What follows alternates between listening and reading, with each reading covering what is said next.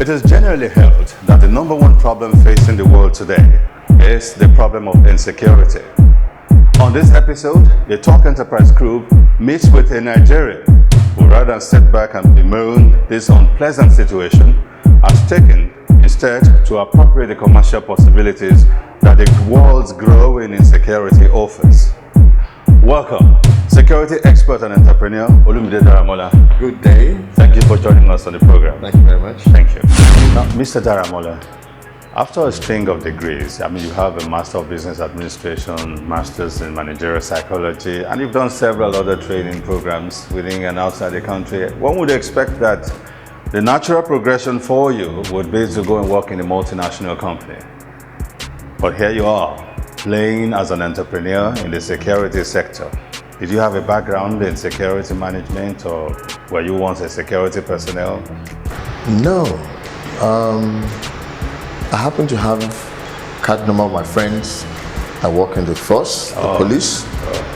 And I noticed that the police especially are deficient in certain areas. So I just decided to cash in on it and have some succor for the community. So you saw a gap. That gap, exactly. Which could be, call it exploited, entrepreneurially. Exploited, yes, but at the same time, providing service and good service and value for the community. Give us a broad overview of what security management is about. I learned there are three arms to securing the environment. Yes, we can break security into three. We have the manned, which is the police that you mentioned, the police, the manual, the civil defense, Then we have the physical, we have the physical security, which are the locks, the doors, the barriers, and then we have the technology, which is what I'm actually doing, the CCTVs, the access control, and the stun guns, So I am more into the technology part of security. I also do part of the physical, because I also am into doors and locks. Now, one would wonder, did you have to go somewhere for training before you ventured into this business? Before I ventured, no. After I ventured, yes. Because I ensure that I update myself annually. I go for the exhibitions and the trainings in UK and the US. Last year, June, I was in UK. January this year, I was in Dubai. So in this industry, training and retraining is crucial. Very, because technology is evolving. We need to update. We need to know what is on the ground at part time. Now, besides knowledge about the various technologies that are available, what are the other things by way of skills, by way of capabilities, by way of personal temperament and personality type? What other things does one need to possess to succeed in this business?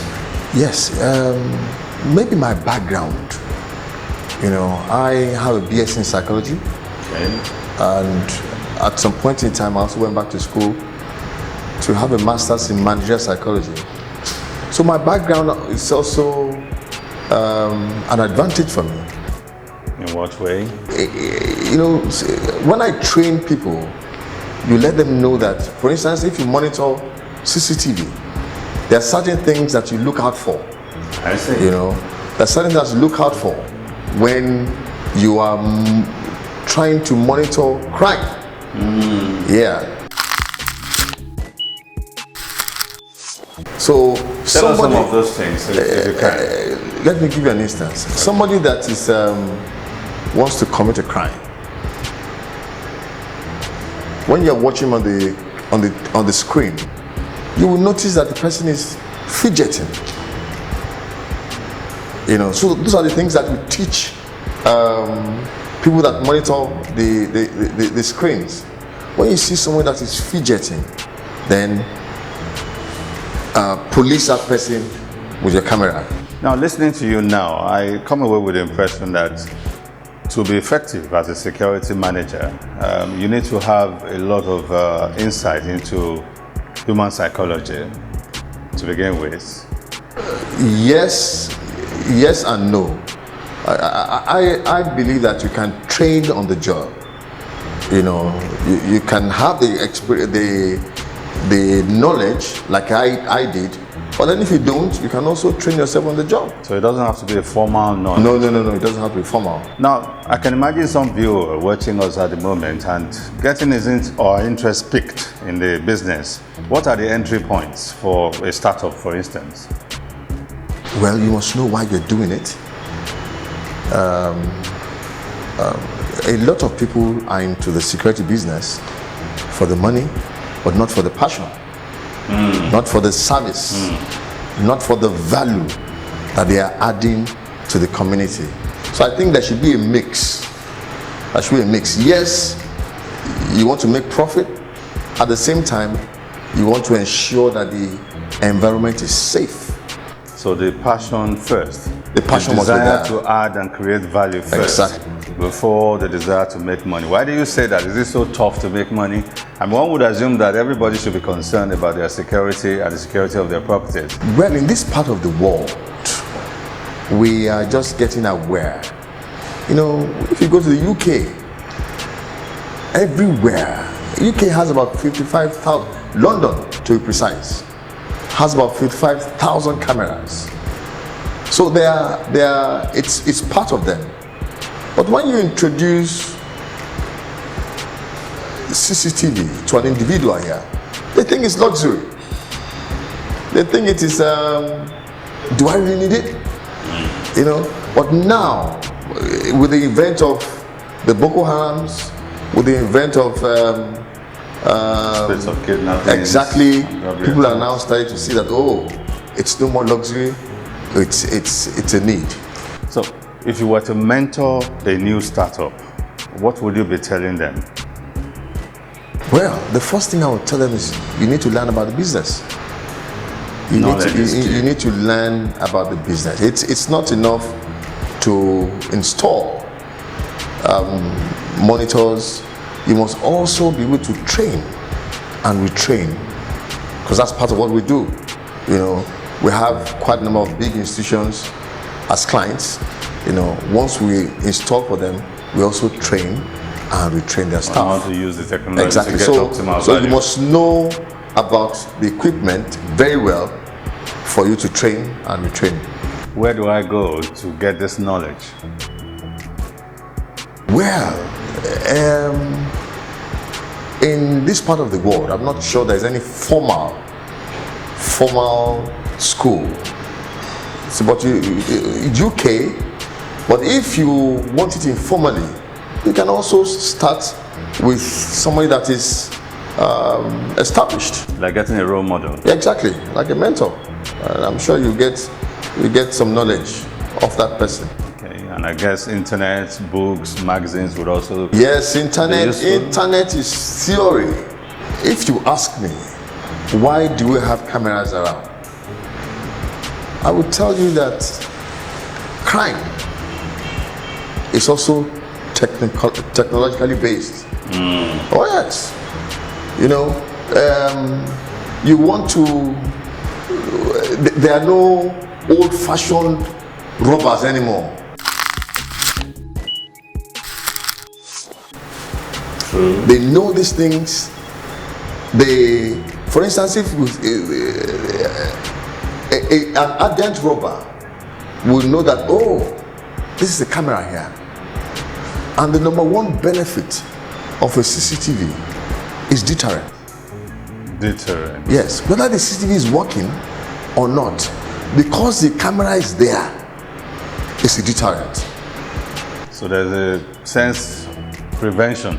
Prevention. There is a place that we installed, but before we installed the camera there, they were always jumping over the fence to harass. But after we installed the camera, it has never happened. During the 6 months that the camera has not worked, it has never happened. So number one benefit of CCTV is deterrence. You know, but a lot of times you can learn them on internet, but then when you now see it happen practically, it's a different thing. So you've been a player in this industry for 13 years. Yes, and you're still going strong. about 13 years. What are the other gaps that you have observed? Let me give you another instance. We're also into radio communication, walkie-talkies. For instance, I tell you that somebody comes here now and goes away with a bag, 500,000, and then you pick up your phone and say, oh, there's somebody that just drove away now in a black car. He drives this way.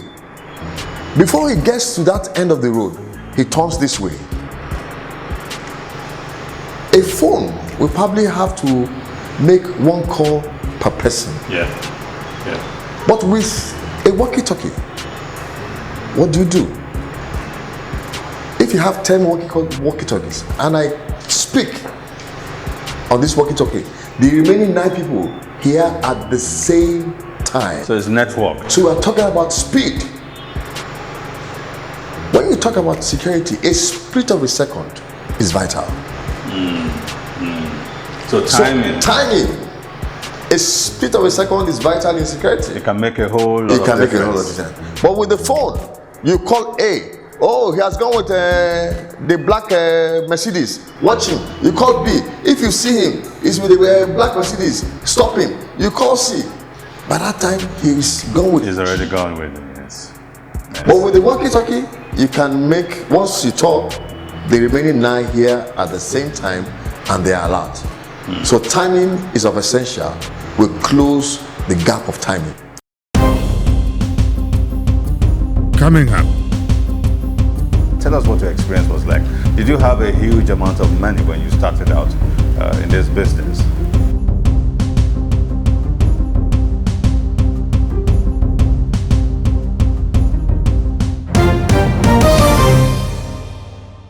Now tell us some of the challenges that you've experienced in this business and that you've observed that some of the other practitioners are experiencing in the business. The major challenge is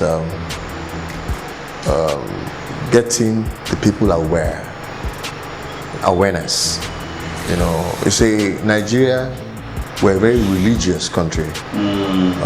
We're very religious. We say Allah alone, you know, and in business, in security, I prefer, it's better to be proactive than reactive. Here we are reactive. When things happen, we don't mind spending 10 million to repair. But can we spend $500,000 to ensure it doesn't happen? I can feel you, because I often wonder, I mean, I go to some big man in our palace, as we call them. I go to some big man's house and I see an array of cars parked. Yeah. The cheapest car there is about 15 million naira. And then I look around, I can't see any security device. I see a malam, with due respect to the malams, who is probably paid 6,000 or 10,000 naira a month, guarding the entire property with your family and children. And I wonder to myself, what will it cost this man to invest maybe perhaps 100,000 naira? Just maybe 200 or 200,000 naira to secure. Yes, or maybe 300. Because I always tell people, and I've asked people, what is the value of your life? Is it 1 million naira? Or is it 10 million? Or is it 20 million? What is the value of your wife's life? Can we put a value to life? You can't. So and the malam that you just mentioned now, does he sleep? The answer is yes. Is it trained? It's not even the trained ones. Do they sleep? Yes. The answer is yes. He has to sleep. On duty. Because they're human. You see, I call this equipment eyes that don't sleep. Because they're watching when you are sleeping. 24/7. Yes. They don't sleep. So Mr. Daramola, the opportunity is huge, provided The marketplace is well enlightened. It is too huge. But you have The the moment people are aware, it is too huge.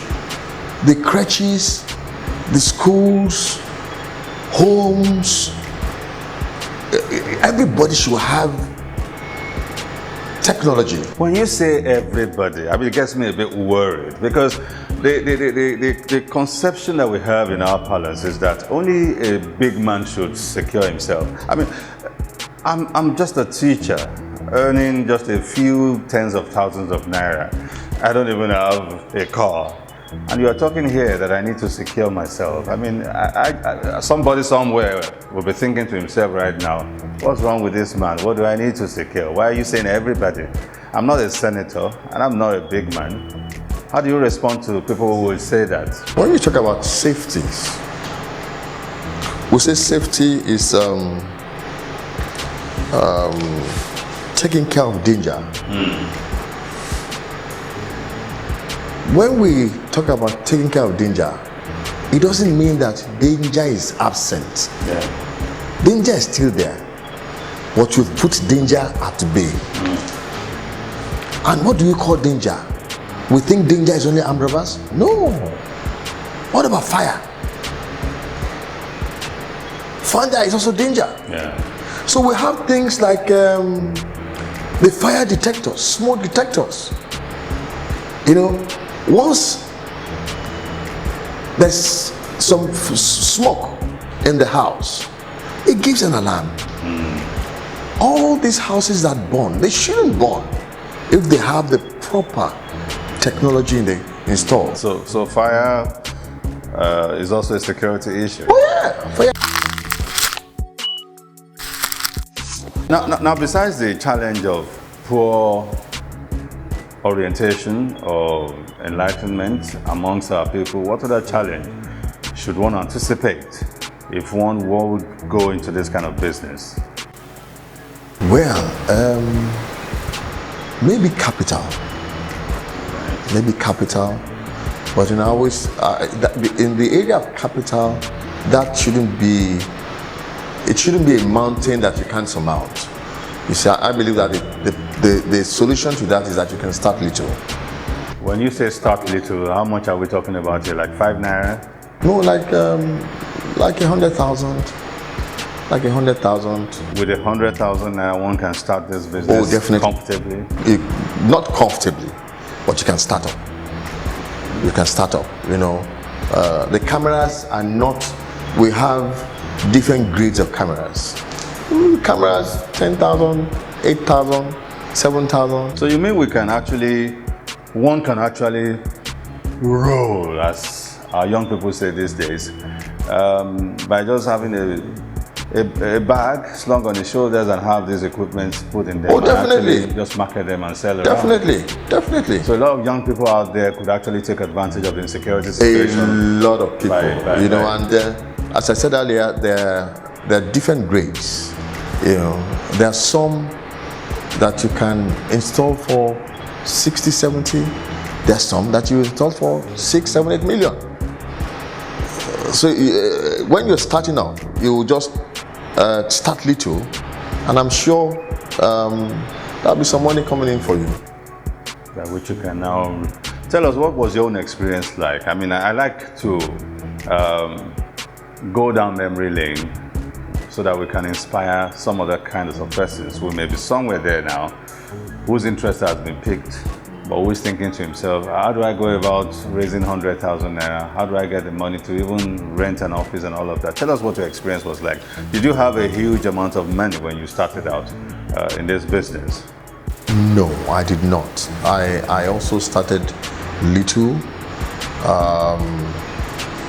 but I started with maybe some banks. Banks, yes, some banks. But then the profit was not there. It was coming in, but it wasn't huge. When you say banks, how do you mean? Did you partner with them? No, install equipment for them. For them? Oh yes, install equipment for them. There is hardly any bank today that does not use it. It's mandatory. Banks, hotels, because they need to gather evidence. And the only way they can gather evidence is through the CCTVs. So you started with the banks? With the banks, But how did you overcome the issue of lack of monetary capital? See, as I said, you start little. With the banks, Will they mobilize you? Well, they don't really have to mobilize. What I mean, you can do one bank at a time.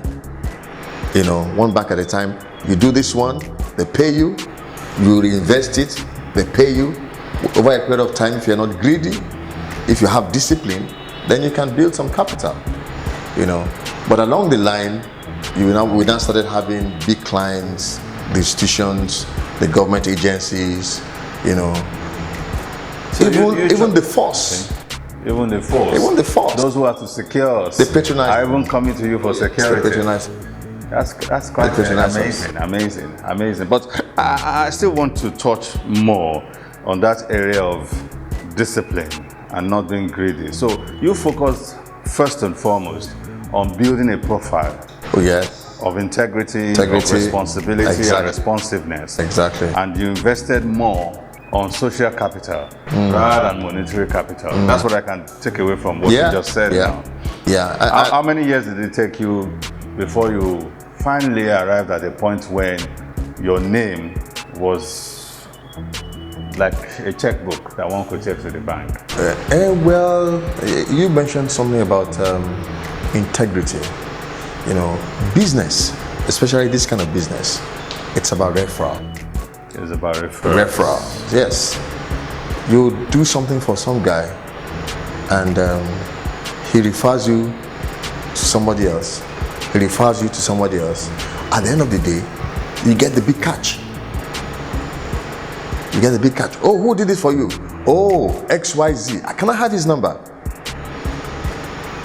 The reason he's referring you is because you did not disappoint him.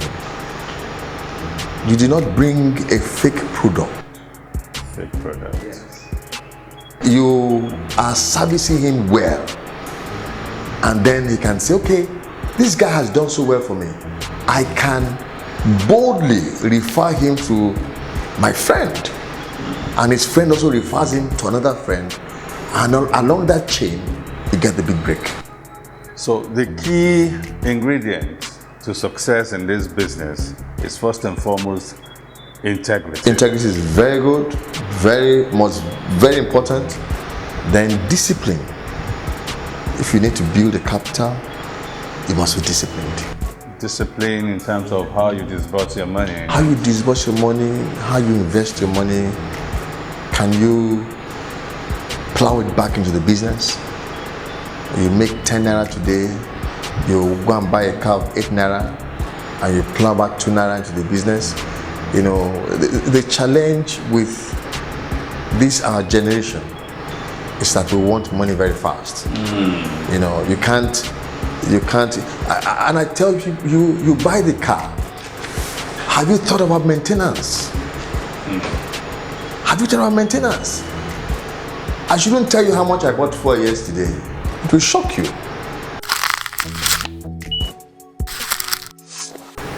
So a lot of people have the cars now. They can't put the fuel in the car. So your concept of discipline as a businessman, particularly in this industry, especially if you're starting small without capital, is to learn and master the art of delayed gratification. In your opinion? I always tell people that 100,000 can become 10 million with a lot of discipline. But what do we find today? There are pressures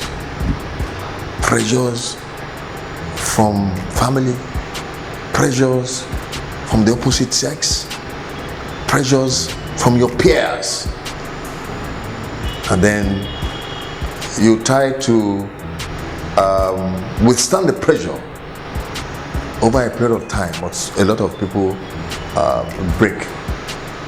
So discipline is very important. Knowing that this money is for business, I can't mix business and pleasure. One thing that I always tell young people too, if you are doing business, you have 100,000 naira, can you put some money aside for your salary? So you pay yourself. You pay yourself. Rather than meet your needs from Meet your needs from the exactly. By the time you know it, that 100,000 has become 15,000 naira. And 15,000 naira cannot buy one camera. You that could buy 6, 7 cameras, or I want a camera, I want 6 cameras here with a DVR with 100,000 naira, you probably can do it. But you want to buy a shirt, they say a shirt is 8,000 naira, you buy a shirt, 8,000 naira. A shoe is 15,000, you buy it. Over a period of time, you now have 20,000 naira left. No, it's a good thing that you mentioned this concept of entrepreneur paying himself salary and living within the means that salary provides. Because I've met a lot of entrepreneurs around here, young, old, whom when I tell them how much is your salary, it's my business. When I need money, I take money and that's just it. I want to pay school fees, I take money. That's the discipline. If I need to pay house rent, if I want to buy a land, I take money from the business. But you now saying that the entrepreneur needs to first and foremost look at his business profile, your earning profile, and then take a certain portion of it, which you will earmark as your salary. From your profit. From your profit. From your and once profit. you exhaust that salary, it's your, then you don't until the next cycle. Broke. Until the next cycle, you should don't think the business money is your money. It's not your money. It's for the business. So if you have 100,000 naira and you make 60,000 naira profit, from that 60,000 naira, can you give yourself a salary? And plow the rest back. And plow the rest back into the business. Now let's go into sourcing for products. I imagine I've been around your store. There are some of your products from Israel, some from Germany. I reckon some will be from China, and I also reckon that some will be from the Arab world and some other parts from of UK the world. also. Tell us, how do you source for products? What determines what you get, and how do you go about getting them? Well, because I'm widely traveled, I try to attend an exhibition a year, where different manufacturers come. As I said earlier, I was in Dubai in January. Various manufacturers come from different parts of the world, so you meet them, and then because we're in the business, you know the product that is original. You can tell the one that is not too original, and then you try to partner with those people, with the companies. Coming up. What about retaining? I mean, you've trained someone. It pains you when you've invested so much to train an employee, and then only for the employee to leave you. How do you ensure? What strategies do you have for retaining your employees?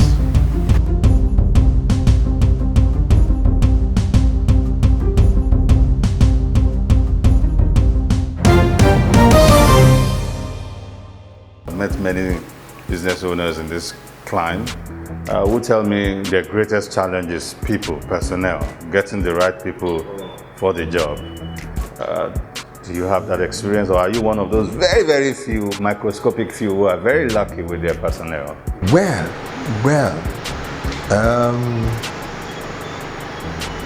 Probably because I have degrees in psychology. I know how to relate with people. I have long-standing staff. It will beat your imagination. I have staff that have been with me for 9, 10 years. Really? Yes.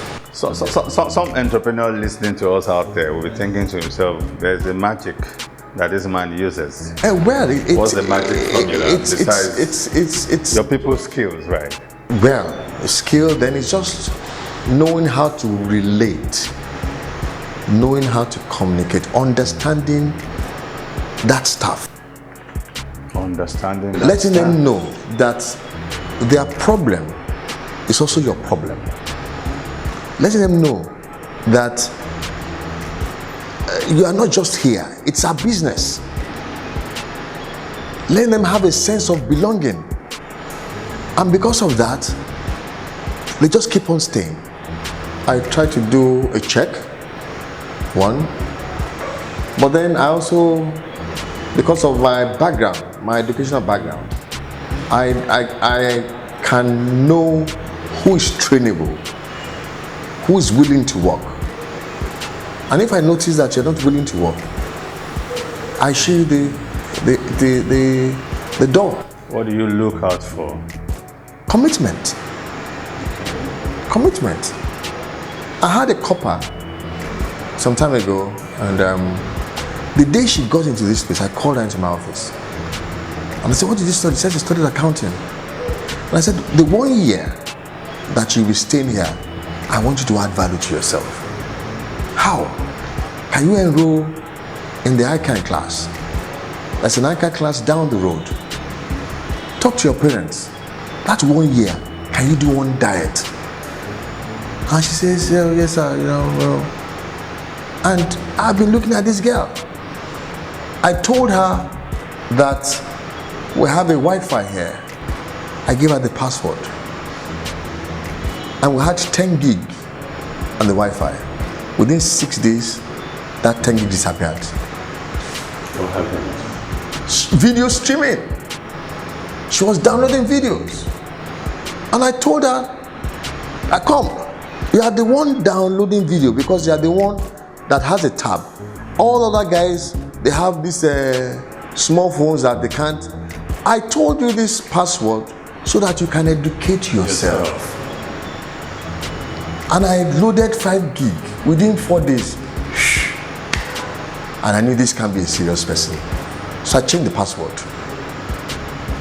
And next he said, the password is not. I said, yes, I know it's not going. I've changed it. But then even I still kept her. But I noticed that she didn't want to sacrifice. We're paying her at least 15,000 naira extra. But she didn't want to sacrifice.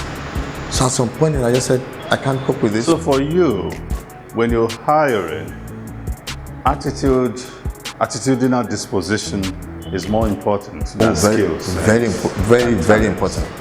Because that's what sells us, I'm in business to make profit. And if you come in here and you meet my staff that has negative attitude, has been detrimental to my business. And also has People the say right attitude stinks. Negative attitude stinks. I can equate it to a soccer way that is open.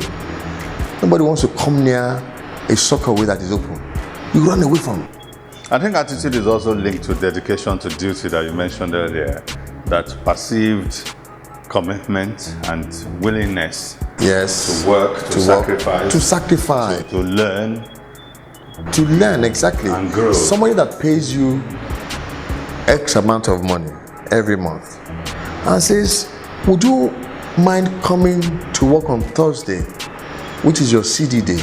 Maybe after your CD, can you just come here for like an hour? And it is a blatant no. Then you're not good for the business. So attitude is very important. Very important. What about retaining? I mean, you've trained someone. It pains you when you've invested so much to train an employee and then only for the employee to leave you. How do you ensure, what strategies do you have for retaining your employees? I don't experience that. You are a very unique and lucky person. They don't leave. Except the copper that I told you, and coppers are very temporary, I don't experience that because I see them. I see them more than the staff. I was talking to you. My domestic maid has been with us for 11 years. By 11 years now, it's a lot more than the boss employee relationship. After you worked with me for a couple of years, you have become part of me. So whatever we are going through, I should be part of it too. So for you, Employing correctly and retaining your staff goes beyond salary. Oh, goes beyond salary a lot. I must know what you are going through. I must be part of your life. I must be involved in your life. But there are people who have said that when you're nice to people, that's when they treat you badly. That's when they're disloyal. You must as well be able to draw the line. You know, when you're nice, it doesn't mean that you would open all the frontiers. You know, you can be nice with style. You can be nice with some defense. You know, if I'm part of your life, you would want to tell me things, what you're going through. And I can also know if you're lying, if you're deceiving or not. But when you deceive me, it's not like it's a bed of roses. I've had staff that have erred. And when they err, what do? Talk to them like my younger ones. You don't need this. You know, and a lot of times, genuinely, they apologize. Well, I think we can spend the whole day talking about personnel issues, but since we have to manage our time, I'll just move on to some of the products that I found around walking around your store. I found this iPhone. This actually is an iPhone. It looks like an iPhone, but we call it a stun gun. It's a teaser. Stun gun? Yes, it's like a defense. This is a gun now. It's not a gun, but it's something that will sound like a gun. But you know what it does is that it shocks you, and it gives electric shock, exactly. So it gives you a leeway to escape in event of any. Now this that I'm holding in my hand now, this stun gun, this teaser, supposing an assailant approaches me and I have been able to identify correctly that it's an assailant, and I use this, I pull the trigger, one of the buttons. Yeah, you press it, yes. How many seconds or minutes will it demobilize the assailant for me to have an opportunity of getting away? Oh, this one, because there are bigger ones, okay, that can, in fact, the bigger ones can only be sold to security personnel, because if they use it for just anybody, it can be hazardous. I wonder exactly. But these ones are just things that we 3, 4, 5 minutes that will give you an escape. So it can demobilize for about 3, 4 minutes. Yes, it will demobilize you. Which is fair enough. Sometimes it's fair enough. Yes. Even hearing the sound alone can also demobilize. It will deter you, because you're not used to it. You don't know what it is, but you know that it is something that is dangerous. So hearing the sound alone can also scare you away. Exactly. Those other ones that you said can only be sold to security personnel. Yes. How long? What's the duration of their demobilization? The individual that you are using that equipment on, you don't know the health status. I was going to come to that. You don't know the health status. So you must be sure, almost double sure, that this person is a criminal. You know, it's a criminal. So, for instance, there is one stun gun, we call it a blinder. A blinder. So what happens is that if I see you in the night and I put on the torch, you can't see me. But I can see the torch. If I have a gun, you can see the torch, but the torch will blind your eye. Momentarily. Yes, you can't see. You can't see who is holding the torch. You can see the light, but the light will blind your eyes. So that alone can also give an escape route, or get you close to the person and then use the stun gun. Coming up. I want us to touch on regulatory issues before we depart today. What's the regulatory side of this business like?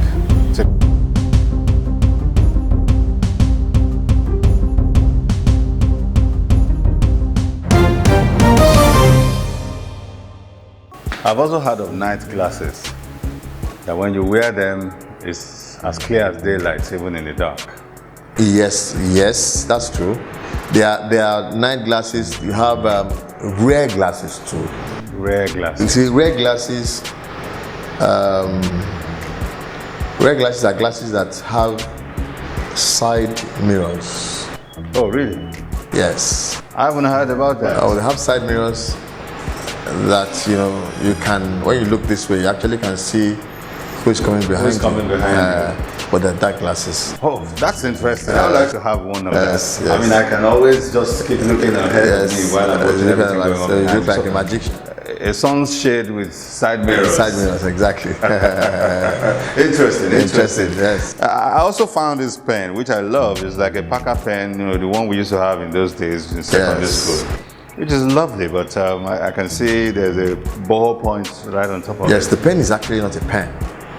It's Interesting. but we call them hidden cameras. They're spy cameras. If I put on the pen, everything that we're saying here is recording video and audio. Audio visual. Yes. How many lenses does it have?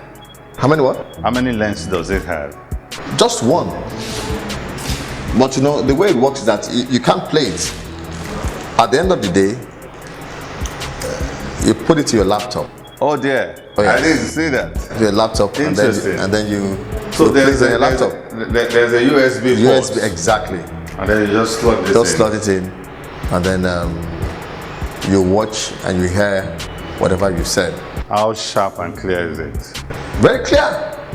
What's Very the clear. range of this pen? The recording range. Oh, it has to be close. It has to be close. But there are some, I reckon, that will be more powerful than this. Oh, That well, can record see, because these ones are, a lot of times when we secure houses, we say that people should know that you have a camera here. Okay. Because as I said earlier, it will deter crime. But with these ones, you're spying.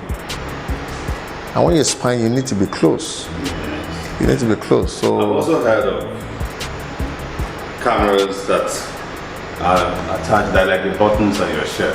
yes. And I've heard of ones that are on the rim of your glasses. Yes, there are so But many. I There also- are some that are wristwatches. Your wristwatches, There's, your in ring. fact, there's this one. It's a frame. Whoa. It's actually a photo frame. It's a nice photo frame. So where's the lens now? I reckon it's on top of it. That's there. the lens here. Oh, so ladies, be careful. Some guy out there might just be up to some mischief there. It gives you a photo frame. How do I establish if somebody gives me a gift, whether it's a spying object? You can't know. You shouldn't know. This looks like a very, very harmless photo Very frame. exactly. And here we are with a lens here, with memory card. So you want to spy on your house help. Recently there was a case. You can also have it in the office. Yeah. You have your wife's picture there. It will detect motion. The moment you come to the office and it detects motion, it picks up. Does it use battery? Oh yes, we have to charge it. That's it. Charge the battery. Okay, so you charge it like a mobile phone. Charge it exactly. Interesting. Now, I mean, this is also useful in homes where you want to keep a watch on your maid, for instance, when you're away at the office. Oh, I mean, there yes. was a recent Oh, yes. incident of a housemaid who maltreated a baby. I think she's been jailed for 10 years or something now. So this could just sit in a comfortable position. Comfortable position, Your living and room then- or the lobby. Exactly. And then you're doing the job. Yes. This is quite interesting because the impression we've always had is that security is for you to have some barrel-chested men. It's a dress lot. them up in uniform It's a and lot position more than them that around your now. house. And you don't need to be afraid of PHCN or power outage, as I'm beginning to find out. Some of these things don't really require PHCN. Yes, but you see, there is a way out of it. Okay. All our installations, we advise that you come on inverters and batteries. There must be an alternative Source of energy. source of energy, exactly. So professionally, cameras should have an alternative source of energy. So when there's outage, the inverter There's picks a up. backup. Because as I said earlier, the gap must not be there. it must not be there. A split of a second is vital. Is this a teaser also? As a teaser, it's a teaser too. It's a teaser too. I think it's quite interesting, all of these things that you've talked about. We could go on, but I just want us to touch on regulatory issues before we depart today. What's the regulatory side of this business like? Take us through some of the things that... When you say regulatory, how do you mean? Who regulates the activities of The security industry in Nigeria, for instance? For some, the police. For some, the NCC. For instance, the radio communication works on frequencies. So most clients will ask them, you need a license, a permit, to get a frequency. If you want a dedicated frequency, you must get that from NCC. For some, it's the State Security Service. So I think it's a mixture. And for some, it may be multiple permits that you might require. Exactly. But for the fire alarm and the CCTVs, you can, if you are knowledgeable, you can buy the cameras and install in your homes. We have a lot of cameras now that are DIYs, plug and play, do it yourself. What you're doing is that you are protecting your environment. What you're doing is that you're making your environment safe. But who regulates the practitioners? Well, there's a security body, there's a security agency that I wouldn't say it regulates. Okay. I won't say regulate, but there's a body there's an association. Exactly, there's an association, but I won't say it regulates. Okay. Regulate is the function of the government. Yes. Which arm of government oversees the activities of the security industry? No, that's why I would say, for instance, the teasers. Yes. It is the State Security Service. So you need to get a permit. A permit to use the teasers. The frequencies, as I mentioned earlier, if you want to get a frequency for your client for radio communication, it has to be NCC. So it has to be different bodies. And how cheap is it? How affordable is it? Oh, the frequencies are pretty expensive. There are some frequencies that, for instance, if I buy a radio off you, there are free frequencies that can come on it. As in, it will work without any frequency. But we supply some governors radio communication walkie-talkies. They must have dedicated frequencies. So they have to apply for frequency from NCC, and that will come cheap. I'm sure. So if I want to come into the industry as a player, as an entrepreneur, do I need to register with anybody or any government agency, or I just go to the CAC, register my company, and voila, I'm a business? It now depends on what exactly you want to do. Like, for instance, playing the technology side. Because as you're talking now, my interest is big. If you're doing cameras are benign. You don't need to register anywhere. They're benign. You're not a threat to anyone. Yeah. All you're doing is that making your environment safe, making your community safe. Yeah. But when you go to things that now have to involve other people, like teasers, then you probably might have to register. When you go to things like the radio communication, you have to use frequencies. The police frequency is different from the private frequency. Then the NCC must be involved. Now, before we go, I want to know about inventorizing. How do you conduct your inventory? Do you have softwares or applications? Oh, yes, we have softwares to keep track of your goods. Exactly, we have softwares, and then whatever is going out must be signed for, and then we have a proper invoicing system on the system, you know. So we invoice, and as we invoice it, it deletes it from the stock. Would you want to recommend some software that you have found very useful and beneficial? Interestingly, I have a very young guy that does that for me. IT. You know, he is not my staff, but I will also call him my staff because I call him all the time. So he does all IT related things here. You might not be able to give us the details. Mr. Daramola, it's been a pleasure speaking with you. Thank you very much for coming on the show. Thank you so much. And thanks also for adding value to entrepreneurs That's a pleasure. in our communities all around the country. That's a pleasure.